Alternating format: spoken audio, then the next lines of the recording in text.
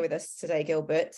I wonder if you could just start by just introducing yourself and Quant and tell us a bit more about how Quant relates to central bank digital currencies generally and your personal interest in the digital pound more broadly.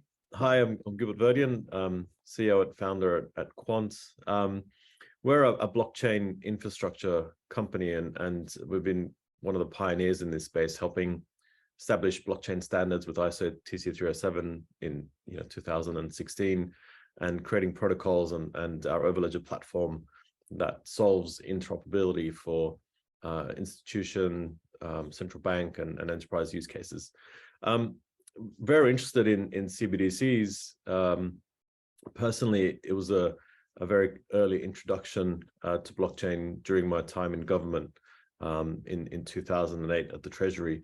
So really saw the potential of what a digital pound can bring to the UK and what it can do for businesses and consumers. And working on it since then, the time is right to be able to bring that into fruition for the UK and other jurisdictions.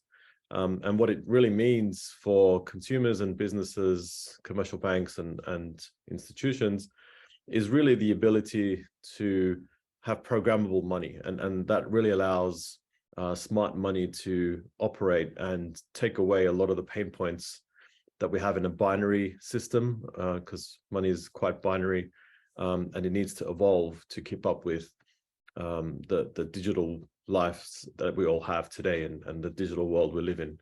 So really interested in enabling the tests and the use cases of different types of CBDCs, wholesale, retail, or hybrid, and enabling the payment systems to have and complement a CBDC for various types of use cases, either wholesale or retail or both.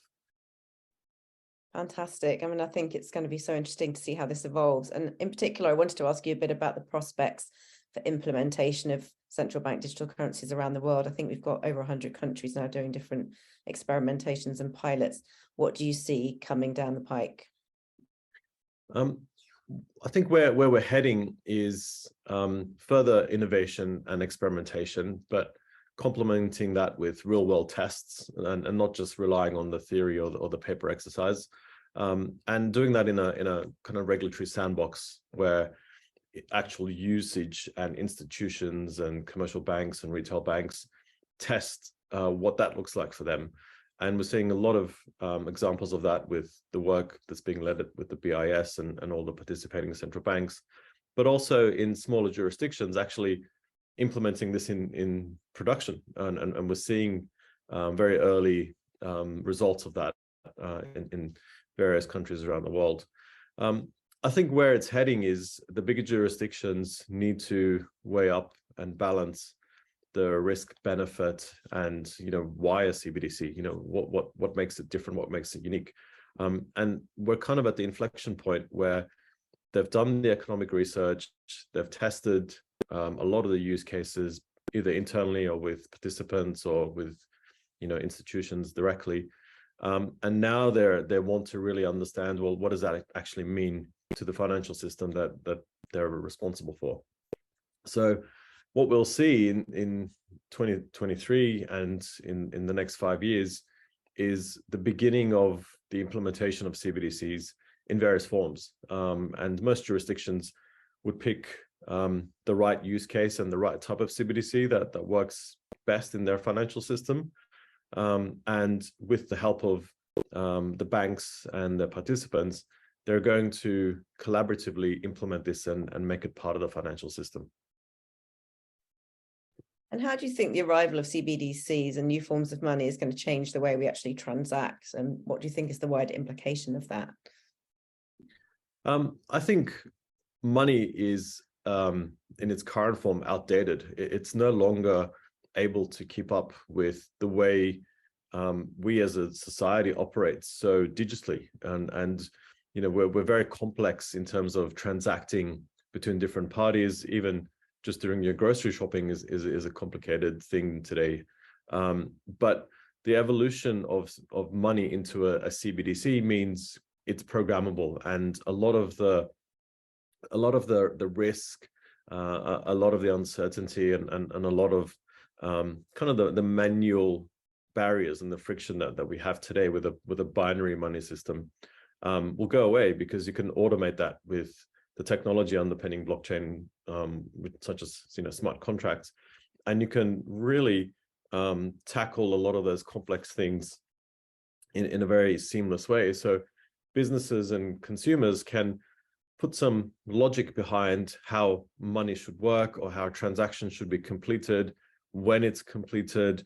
If my builder completes the renovations on time, and it's certified by the conveyancer that it's been done to an appropriate level, and council approves it from an inspection perspective, then you can release the money.